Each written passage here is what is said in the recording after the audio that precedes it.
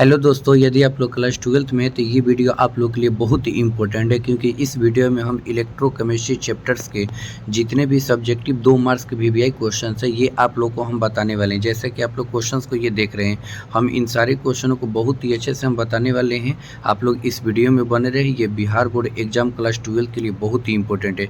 आप लोग को बता दें कि ये इलेक्ट्रोकेमिस्ट्री चैप्टर्स का है। तो चलिए हम लोग पहले क्वेश्चन को सॉल्व करते हैं। ठीक है, जैसे देखिए पहला क्वेश्चन कह रहे हैं कि विद्युत रासायनिक तुल्यांक क्या है। ठीक है, यानी आप पहले ऊपर भी क्वेश्चन देख सकते हैं कि विद्युत रासायनिक तुल्यांक क्या है, ये हम लोगों से पूछा है।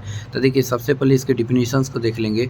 विद्युत रासायनिक तुल्यांक, जिसको हम जेड से सूचित करते हैं, वह द्रव्यमान है जो 1 कूलाम विद्युत आवेश प्रवाहित करने पर इलेक्ट्रोड पर क्या होता है, निक्षेपित होता है। ठीक है, तो ध्यान रखिएगा ना, एक अगर कूलाम हम लोग क्या करते हैं, आवेश को प्रवाहित करते हैं और जो इलेक्ट्रोड पर मुक्त पदार्थ की मात्रा बनती है वही क्या कहलाते हैं, विद्युत रासायनिक तुल्यांक, जिसको हम जेड से सूचित करते हैं। अगर ये परिभाषा आप लोग को नहीं लिखना होगा तो चलिए नीचे वाला देखिए, बहुत ही सिंपल सा है। देखिए 1 कूलम चार्ज से जितना पदार्थ जमा होता है वहीं उसका क्या कहलाता है, विद्युत रासायनिक तुल्यांक कहलाता है। देखिए विद्युत रासायनिक तुल्यांक का सूत्र होता है Z बराबर M/Q। M है पदार्थ का द्रव्यमान, Q है आवेश प्रवाहित और Z है विद्युत रासायनिक तुल्यांक। अगर मान के चलिए क्या हम लोग बोले थे कि अगर ये द्रव्यमान है, ठीक है ना, और ये 1 कूलम का आवेश अगर प्रवाहित हो रहा है, इससे जितना ये द्रव्यमान बनेगा वहीं उसका क्या कहलाएगा, विद्युत रासायनिक तुल्यांक कहलाएगा। ठीक है, इसके यहाँ पर देख लीजिए कौन कौन क्या क्या था।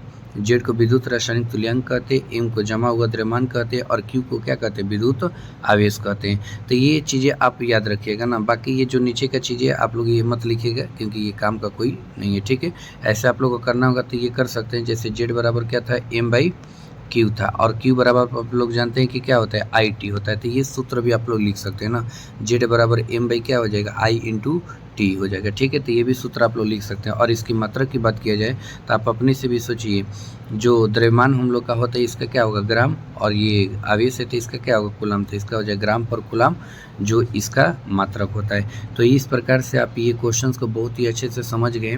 अगर आप लोग को ना तीसरा डिफिनीशन से लिखना होगा विद्युत रासायनिक तुल्यांक, तो आप ऐसे भी लिख सकते हैं। देखिए आप लोग को बताते हैं, लिखिएगा निक्षेपित पदार्थ की मात्रा और प्रवाहित आवेश के अनुपात को ही क्या कहते हैं, विद्युत रासायनिक तुल्यांक कहते हैं। या फिर ऐसे कह सकते हैं, किसी सेल के इलेक्ट्रोड के द्रव्यमान और उससे प्रवाहित आवेश के अनुपात को ही क्या कहते हैं, विद्युत रासायनिक तुल्यांक कहते हैं। इसके दोनों को ना आप अनुपात से भी बता सकते हैं। तो जैसा आप लोग को मर्जी, जैसा आप लोग बताना चाहिए वैसा बता सकते हैं। चलिए अब दूसरा क्वेश्चन हम लोग का कह रहा है, और दूसरा क्वेश्चन हम लोग समझ लेते हैं कि क्या है। देखिए दूसरा क्वेश्चन कह रहा है कि अर्ध सेल यानी हाफ सेल किसे कहते हैं। ठीक है, ये बहुत ही सिंपल सा डिफिनीशन इसका है। देखिए विद्युत रासायनिक सेल के प्रत्येक पात्र को क्या कहते हैं, हम लोग अर्ध सेल कहते हैं। जो विद्युत रासायनिक सेल होता है उसके प्रत्येक पात्र को हम लोग क्या कहते हैं, अर्ध सेल कहते हैं। जैसा कि आप डायग्राम में देख सकते हैं। जैसे मान लीजिए हम लोग का क्या है, विद्युत रासायनिक सेल है, तो इसके प्रत्येक पात्र को हम लोग क्या कहेंगे, ये जो प्रत्येक पात्र है इसको हम लोग अर्ध सेल कहेंगे। ठीक है, तो इसको आप लोग ध्यान रखिएगा। या फिर हम लोग इसको ऐसे भी समझ सकते हैं, जैसा कि आप लोग देख सकते हैं। देखिए अर्ध सेल वह भाग होता है जिसमें एक इलेक्ट्रोड और उसका इलेक्ट्रोलाइट विलयन होता है। ठीक है, जैसे देखिए इसमें एक क्या है, इलेक्ट्रोड है और इसका क्या है, इलेक्ट्रोलाइटिक विलयन है। इसमें भी सेम वही है। फिर इसके बाद कह रहा है कि तथा उसमें ऑक्सीकरण या अपचयन की क्रिया होती है। अगर ये मान के चलिए एनोड का है तो इसमें ऑक्सीकरण होगा, और मान लीजिए कैथोड का है तो इसमें क्या होगा, अपचयन होगा। तो इस प्रकार से ये क्वेश्चंस को भी आप लोग समझ गए, लेकिन डिफिनीशंस यही लिखिएगा। ठीक है, विद्युत रासायनिक सेल के प्रत्येक भाग को ही क्या कहते हैं, अर्ध सेल कहते थे। इस प्रकार से हम लोग का 2 क्वेश्चंस क्या हुआ, कंप्लीट हुआ। चलिए अब तीसरे वीवीआई क्वेश्चंस पर हम लोग चलते हैं। देखिए तीसरा वीवीआई क्वेश्चंस हम लोग को कह रहा है सेल विभव यानी सेल पोटेंशियल किसे कहते हैं। ठीक है, देखिए यहाँ पर आप समझिए, कह रहे हैं कि सेल विभव वह विभवांतर यानी 2 विभव का अंतर है जो किसी विद्युत रासायनिक सेल के 2 इलेक्ट्रोडों के बीच उत्पन्न होता है। 2 इलेक्ट्रोड कौन कौन, एनोड और क्या, कैथोड। देखिए एनोड के बीच मान लीजिए 5 इलेक्ट्रॉन वोल्ट क्या हुआ, उत्पन्न हो गया, और कैथोड के बीच 4 इलेक्ट्रॉन वोल्ट उत्पन्न हो गया। तो इन दोनों का ही विभव का अंतर क्या कहलाएगा, सेल विभव कहलाएगा। और एक बात याद रखिएगा कि ये तभी संभव होता है जब इसमें विद्युत धारा क्या होता है, प्रवाहित होता है। ठीक है, नीचे हम लोग देख लेते हैं। कह रहे कि देखिए सेल में इलेक्ट्रॉन के प्रवाह के कारण एनोड और कैथोड के बीच जो वोल्टेज बनता है उसे हम लोग क्या कहते हैं, शेल विभव कहते हैं। आ गया वही बात, जब विद्युत धारा प्रवाहित होता है अर्थात इलेक्ट्रॉन प्रवाह होता है तो एनोड और कैथोड के बीच जो भी वोल्टेज उत्पन्न होता है उनके अंतर को ही हम लोग क्या कहते हैं, शेल विभव कहते हैं। जैसे इसके फॉर्मूला को हम लोग देख लेते हैं। देखिए शेल विभव को ई शेल और ये क्या होगा, ई कैथोड माइनस क्या होगा, ई एनोड, यानी पहले कैथोड का विभव और उसके बाद डिफरेंस किसका लेंगे, एनोड का। इन दोनों का जो डिफरेंस आएगा वही कहलाता है हम लोग का शेल विभव। इसको आप लोग घेर दीजिएगा ना। अब यहाँ पर कौन क्या क्या है चलिए समझा देते हैं। देखिए ई सेल है सेल विभव, ई कैथोड क्या है, कैथोड का विभव, और ये ई एनोड क्या है, एनोड का विभव, और इसकी मात्रा क्या होगा, वोल्ट होगा। तो इस प्रकार से सेल विभव को आप लोग अच्छे से याद रखिएगा ना कि जब किसी सेल में विद्युत धारा प्रवाहित होती है तो उसके इलेक्ट्रॉन प्रवाह के कारण कैथोड और एनोड और कैथोड के बीच क्या होता है, जो विभव उत्पन्न होता है उसके अंतर को ही क्या कहते हैं, शेल विभव कहते हैं। ऊपर वाला भी परिभाषा लिख सकते हैं या फिर नीचे वाला भी, दोनों काम का है। चलिए अब चलते हैं अगले क्वेश्चन पर ना। एक नोट लिख लीजिएगा, डैनियल शेल का शेल विभव कितना होता है, 1.10 वोल्ट होता है।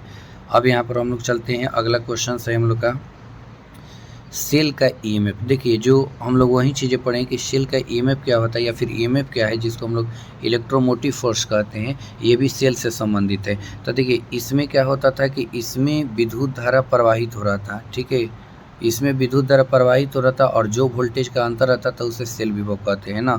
और इसमें क्या होगा कि विद्युत धारा प्रवाहित नहीं होगा और जो वोल्टेज का अंतर आएगा उसे हम लोग क्या कहेंगे, ईएमएफ कहेंगे, यानी जो ये अधिकतम वोल्टेज होता है उसी को हम लोग ईएमएफ कहते हैं। चलिए इसको समझ लेते हैं। देखिए सेल का ईएमएफ वो अधिकतम विभवांतर है जो किसी विद्युत रासायनिक सेल के दोनों इलेक्ट्रोडों के बीच तब होता है जब सेल में धारा नहीं बह रही होती। वही चीज़ है, ये किसी भी सेल का ना ये क्या होता है, अधिकतम विभवांतर होता है और ये तब उत्पन्न होता है जब सेल में विद्युत धारा प्रवाहित नहीं होती है। या फिर इसको ऐसे भी हम लोग समझ सकते हैं, देखिए धारा प्रवाहित हुए बिना, यानी प्रवाहित नहीं करना है, सेल द्वारा उत्पन्न अधिकतम वोल्टेज को ही क्या कहते हैं, ईएमएफ कहते हैं। सबसे सुपर डिफिनीशन आप लोग लिख लीजिए कि धारा प्रवाहित हुए बिना सेल द्वारा उत्पन्न अधिकतम वोल्टेज को ही क्या कहते हैं, ईएमएफ कहते हैं। इसके फार्मूला सेम वही होगा जो ऊपर वाला था कि ई सेल के जगह पे आप लोग कह दीजिएगा ईएमएफ, ठीक है, ई सेल के जगह पे ईएमएफ और फार्मूला वही ई कैथोड माइनस का लिखिएगा ई एनोड,